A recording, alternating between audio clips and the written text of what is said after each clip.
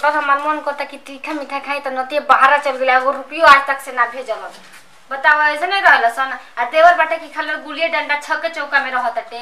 हां एगो क्रिकेट नहीं चलत हुए कुल आईपीएल बीपीएल टीमपीएल देखत रहत वन का कोरी गहूं चाउ तो नहीं खिया चाउ गहूं बटलो बाटे तो कुल पकावे वाला हो आ के एकरा के हम दे के भेजवा के मंगवाई कुछ चटनी। हाय कितना चटपटर मन करता कहाँ जाई का कोरी बुझाते नहीं के सास पतो के तो रहने हमर सोने न ठीक लागेला। ऐसा घर में शादी होबे ना कि एगो फुटी कौड़ी खोज देला अपना एगो हमारा घर देखो जगह जगह सिक्का जगह जगह नोट सरियावर रहेला। छोटको लइकन के हाथ में आजकल 10-10 के रुपया रहता उनके कोनो पूछत नहीं खसा एगो जे बाटे 1 रुपया में होता आज होल बाटे। ओकर बुझाता ते कन पे हो का करी फोन लगा होता। हेलो हाँ देवर जी नहीं की पहचान आते मैंने भुला को निकाल आज ही आपके चाचा के पतो है। हाँ तो आपके भौजी ना भैनी तन कनी ना आई ना हमारे घरे आ ओने पैसा रुपया रखले हम तो कुछ जलेबी सलेबी ले ले आई बड़ा चटर पटर मन करत खाटा वट्टा खाए के। अरे ओने कोनो बात नहीं खे कहां बतिया तो हो भौजी भैया लिखम तो बढ़िया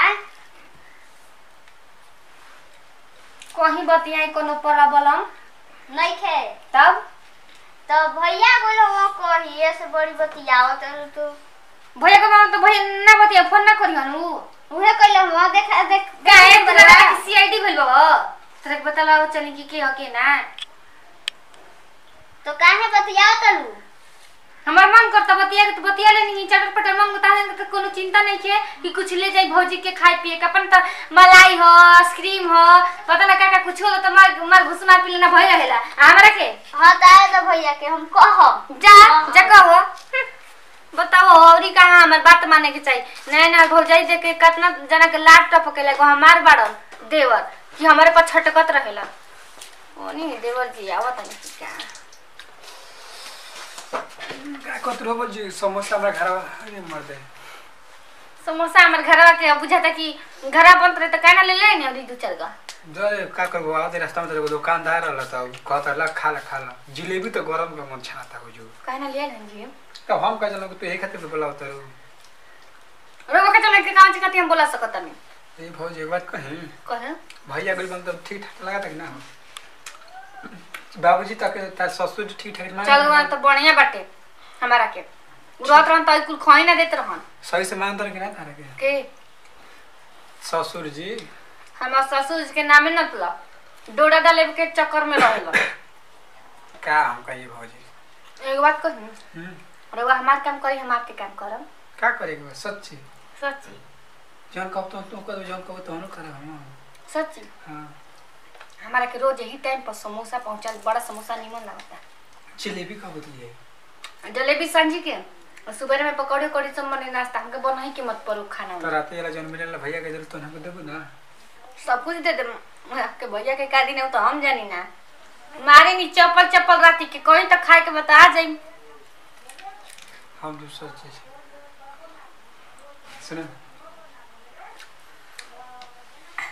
अपच करवन का जी कुल कह के तो ज्यादा तो जाते रुक हमने इतना खिसियल चला तो का करे भौजी भाव तब कर में तन टाइम ना लगेदा। हां सही बतवा सोच ल छोला तो टाइम ही 1 घंटा के बाद छोला 1 घंटा के बाद जूस तो हम 12 घंटा तक केरे में रहबो जता किया पे के हो होटलवा का होटलवा के अपना नाम करवा देले बने सोचो 20,000 रुपया फेंको को मुंह बैठ ना जी होटल का हो गल बाजी कुछ ना हां चकता खोइले बनी बकरा उकरा खसी मछरी दिन भर में क्या नहीं कुछ चलता है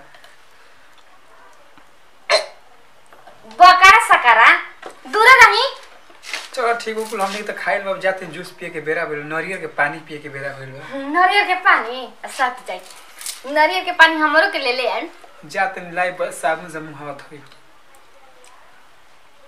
लाई बाप से नतिया हमारे को नतिया रहे कहता कि सरफे से मुंह हाथ गोड़ हाथ धोला का हो जाई एक दिन साबुन ना लगेबू तो जब हमरो के ले ले आई ना जा दिया पे के भतार हम बना देता नहीं। जब लाइटिंग का क्या नहीं ना तो डब लेता हाथ थमा देनी जे डब साबुन ले।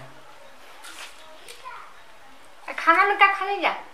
खाना में लौंगे लाची रोज सोने के खाना खाने जाने के। सोना के खाना होला ची। ए तू खइले ही नहीं कब का करी। आई तो बीजा आई परगद आई और डबल होल आई। होल? हाँ होल नहीं खइले ऐसे रोटी लेखा लपेट लपेट होल मिले मरगज आई। मरगज होल हमरो के होलवा ले ले ना हमरो मन कर। और ना खीर सुहारी आई खाई गए। माने आप लोग के मम्मी बना में था के लिए और किचन किचन तो हम तीनों टाइम खाली जा। किचन खाली जा? हाँ ना किचन होला जे किचन में खाई जाला किचन खाई जाला। अरे तू का जनब किचन का कहला हडिया दन चिकन पढ़ा लिखा रहती तो रोक नौकरी ना लगत मैं बता दे का।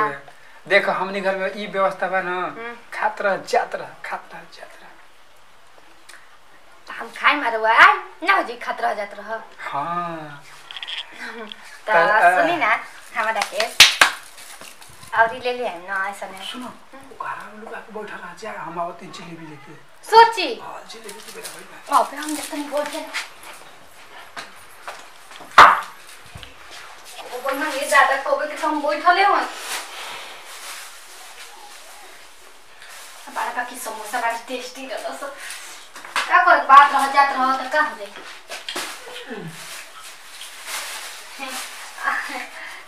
अरे वो बड़ी नीमन बानी जी जब कहते तब कुछ ना कुछ लिया ये देता नहीं समझ लेगा है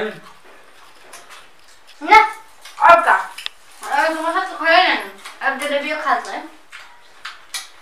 बाकी आप हमारा काम करो ये खाली कौन कोना में चला ना बता दूं डरानो के हां मेरा होला ना आए के त खाए के जब हम कैसे तरह की जलेबी खिया हुआ